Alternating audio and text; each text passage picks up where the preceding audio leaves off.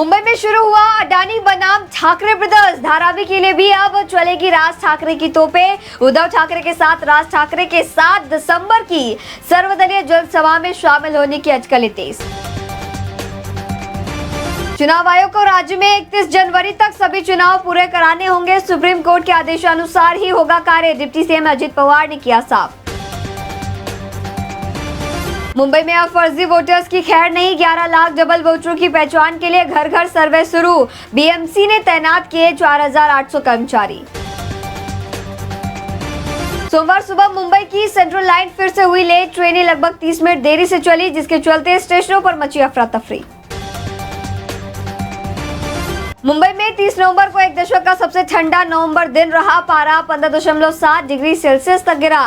तापमान में अचानक 6 डिग्री की गिरावट देखी गई। दिसंबर शुरू हो गया है, लेकिन लाडली बहन योजना की नवंबर किश्त अभी तक आई नहीं। ऐसे में चुनाव को देखते हुए नवंबर दिसंबर की किश्तें एक साथ मिलने की अटकलें जारी। बीजेपी की राजनीतिक तोड़फोड़ और झगड़ों के बीच अजित पवार के मंत्री माणिकराव कोकाटे ने भाजपा को बताया भ्रष्ट पार्टी। नया सियासी बवाल छिड़ा। चक्रवात दितवा का असर। तमिलनाडु के कई जिलों में भारी बारिश जारी। पुडुचेरी में स्कूल बंद। महाराष्ट्र में भी बारिश का खतरा बरकरार। धारावी के बाद अब मुंबई के मानखुर्द में 100 से 150 एकड़ में फैली बस्ती का पुनर्विकास प्रक्रिया शुरू। झुग्गी बस्ती प्राधिकरण द्वारा किया जा रहा सर्वेक्षण। महाराष्ट्र निकाय चुनाव में लगा ब्रेक। कोर्ट केस व तकनीकी त्रुटियों के चलते 246 नगर पालिकाओं में टली वोटिंग। इन सभी क्षेत्रों में 20 दिसंबर के बाद वोटिंग होने की उम्मीद। घर किराए पर देने का नियम बदला। अब सिर्फ ऑनलाइन होगा एग्रीमेंट। केंद्र सरकार ने मुंबई बेंगलोर जैसे शहरों के लिए न्यू रेंट रूल 2025 किया लागू। अब नहीं वसूल सकेंगे मकान मालिक मनमाना रकम।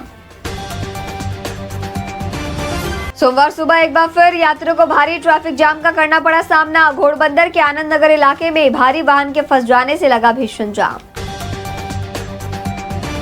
जहां हमारी सोच खत्म होती है, वहां सरकार की शुरू होती है। एसआईआर पर द ग्रेट खली का बड़ा बयान। कहा केंद्र सरकार देश के हित में काम कर रही। कांग्रेस की बड़ी प्लानिंग। 5 वर्षों में AQI को 40 से 60 तक कम करने का लिया संकल्प। मुंबई कांग्रेस ने स्वच्छ वायु कार्य योजना का किया अनावरण। बीमारी से उबरकर लौटे संजय राउत ने सत्ताधारी पक्ष पर बोला हमला। बीजेपी पर शिंदे की शिवसेना के 35 विधायकों को तोड़ने की कोशिश का किया दावा। मुंबई रियल एस्टेट ने तोड़ा दशकों का रिकॉर्ड। नवंबर में प्रॉपर्टी रजिस्ट्रेशन में 20% की उछाल। शादीशुदा महिला से थे अनैतिक संबंध। शादी की जिद की तो आरोपी ने कर दिया के हवाले। पुणे में खौफनाक घटना आई सामने।